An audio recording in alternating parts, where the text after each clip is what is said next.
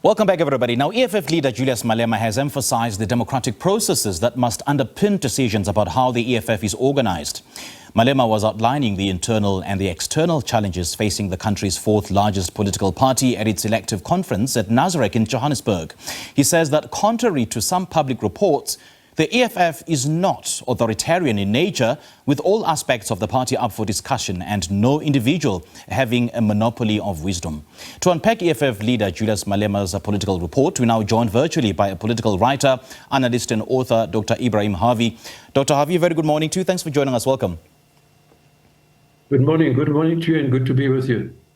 You know, Dr. Harvey, just over a year ago, EFF leader Julius Malema stood on a crane platform at a packed F&B stadium in a display of power and spectacle, and pretty much oblivious to the electoral losses that awaited the party in this year's national elections. So what is the bigger conversation here? Is it about the fact that the EFF has been bleeding votes, has been bleeding members, or is it about the fact that Julius Malema still remains uncontested and is set to get an outright victory and heralding or marshalling his third term?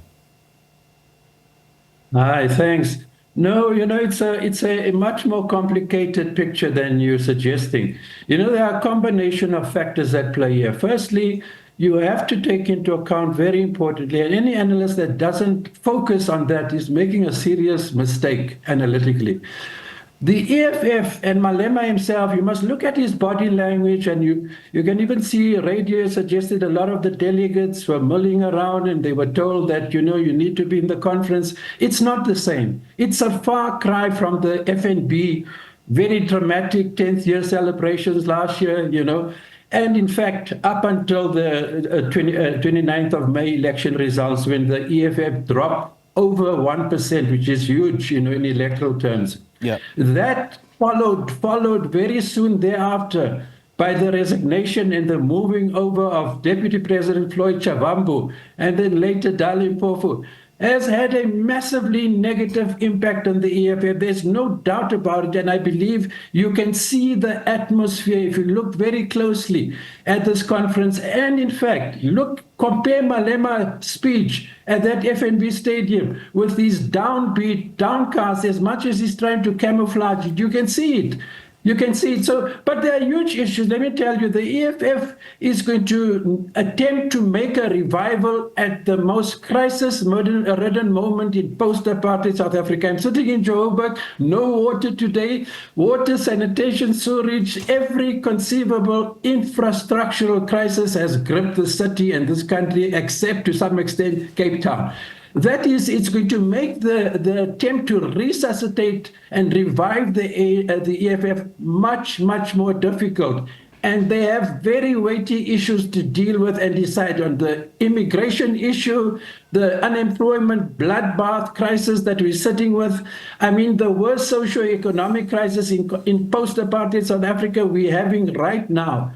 So this conference, you know, no doubt Malema will be re-elected. That's a foregone conclusion. In fact, you know, I have a News 24 column. I argued 2 weeks ago that he's probably the best leader to lead the EFF at this embattled, you know, crisis-ridden moment, you know, and I think he deserves to be re-elected. But whether he and the EFF is going to be able to get their act together, you know, at a very difficult moment and revive the EFF, even to the extent where they may capture 9% of the next election, and certainly 2026 local government election would be, you know, a massive achievement. I'll tell you why. I foresee, despite the contrary impressions that Malema and the EFF is giving you, I foresee a steady decline of the EFF up until and surpassing the 2020. This is how big the crisis moment. There's no doubt Floyd Chavambu, Dali Mpofu, all major leaders of the EFF resigning and moving over to MK. MK is another different story, you know. I don't believe really that you got much of a future with the MK itself, but that's my own view. But I think this conference of the EFF is taking place, and the attempt to chart a new way forward at a very difficult moment. And what is Malema doing? He's repeating in his speeches the radical rhetoric that has preceded, all other conferences of the EFF. Things have changed, things have shifted. I'm going to give you one example. The EFF is talking about getting rid of regional structures and creating sub-region. I mean, I don't know what structuralist thing really he's doing there. I don't think it is necessary. I think what is a significant change, let me tell you, an important change that they're making, is to shift from the student to a youth command, because indeed the students are part of the youth, but the youth is much broader than students. So I agree completely with their shift, to a youth command. But we have to see what, policy issues, the results from this conference, to be able to analyze the prospects and problems of the future of the EFF. Now, Dr. Harvey, earlier on you said that Julius Malema is the best person or the best leader to lead the party at this juncture. So what really needs to happen for him and the party to revive its party, to attract more voters who didn't vote for the party previously? Does it have to do with a change in Julius Malema's leadership style or a reinvigoration of some of the party's policies? Here's my answer to you. It's twofold. Firstly, I don't think that any structuralist thing that they're doing now is going to help. What I think is absolutely necessary, which in fact has been, I've penned many columns on this. The EFF, for all its Marxist rhetoric and working class, has sadly and seriously neglected the municipal crisis in black townships. You show me one serious mass demonstration that the EFF has led that to do with water, sanitation, electricity, sewage, housing, a whole lot of township-based. This is the heart of the crisis. It's not so much what's happening in Sandton and elsewhere. If you want to see the extent of this devastating, crippling crisis, look at the black townships. Right. It has not. It talks about the labor desk, and it has done this and that. It has been a big gap in the EFF, and I'll tell you something, it might not have, declined in the election results, although there are other factors for it, but I don't think the EFF has played a big and leading role in the municipal townships, where the heart of the crisis has resided. And I see that in a thinly veiled reference to former President Jacob Zuma, Malema spoke of those that abuse the principle of black unity. Do you think he sort of felt betrayed by former President Jacob Zuma, especially after that now famous Nkandla Tea Party? Because I suppose it is a reflection of that love-hate relationship between Malema and Zuma, just considering that Zuma ostensibly fired him while he was still at the ANC, and they made up in public during that Tea Party, and now this. No, absolutely. You've hit one of the most serious problems and contradictions on the head with what you said. You put it so neatly. I don't think I could do better. No, and it's a mirage, this whole thing of pursuing black unity. I mean, we dealt with the black consciousness movement. You're dealing with it's not the lack of black unity that is the most important, serious problem facing even the EFF. It's rather the emergence of class politics. Class politics, not black. We've moved into the race class matrix and dynamic, and you'll see it in my 2021 book, The Great Pretenders, Race and Class Under ANC Rule. So it's a false thing to believe that we need to pursue black unity. It's not that. It's the program of demands in the interest of the race class intersection that is important. So I don't know what Zuma is really talking about, but I think what you've hit the nail on the head about the conflict. There's no doubt, I think Malema feels betrayed because he had a meeting, a kind of toenaandering, and the blending of forces with Zuma and his own forces prior to the election, and things seem to be going well. And there, boom, you found the MK coming up late last year and supplanting the EFF. This is the heart of the thing. I think there's a lot of bitterness. The MK party did so dramatically well that they supplanted the EFF as the third biggest party in parliament and in South Africa.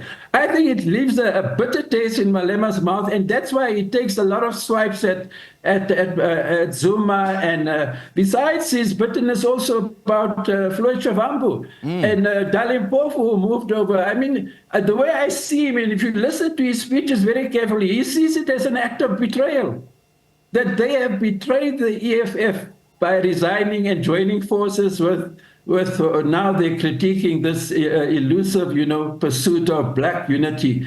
I think there are problems with that, but the EFF has got a lot of issues to deal with, really. In fact, to end this very brief insight into the EFF, it will have to, state capture. The legacy of state capture has really did so much damage to any notion of state ownership and control that they will have to rethink, and they continue to speak about this, commanding heights of the economy, the same rhetoric. It has left a lot of massive damage, let me tell you. Even their idea of a state bank is going to sit with very serious problems. The legacy of state capture has come close to destroying and very seriously damaging any future program which has state ownership at its core. It's done a lot of damage, so we have to see what emerges from this EFF conference, but I don't think they would have digested those lessons at all, judging from his speech.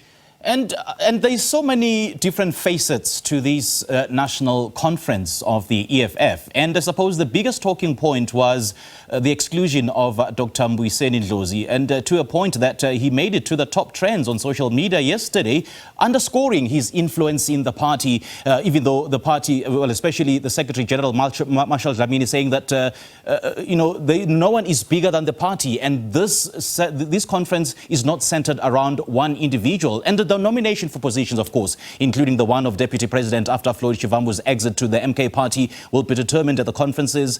Are we likely to witness shock? Because the names of Goldrich Gadi, Marshal Dlamini have been bandied about.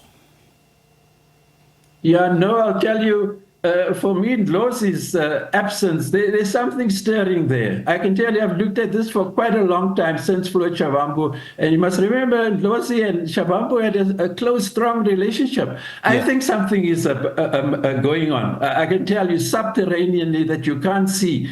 But it's definitely reflecting deep tensions and problems and centered around him. I mean, he's been absent from many things, many gatherings, important events of the EFF. There is something going on there. I don't buy it that, I thought he would feature prominently, let me tell you, even for the deputy presidency of the EFF in this electoral conference of the EFF. I really thought so because, besides academic qualifications, he's a good leader. He's sharp, he thinks on his feet well, etc. There's something going on that he hasn't featured, and all his social media contributions, I think, is not the issue. There's something going on, and maybe we'll only get wind of it, subsequent, in early next year. But I won't be surprised, to be frank with you, that he throws in his lot and he resigns and joins Shivambu at the MK party. I won't be surprised.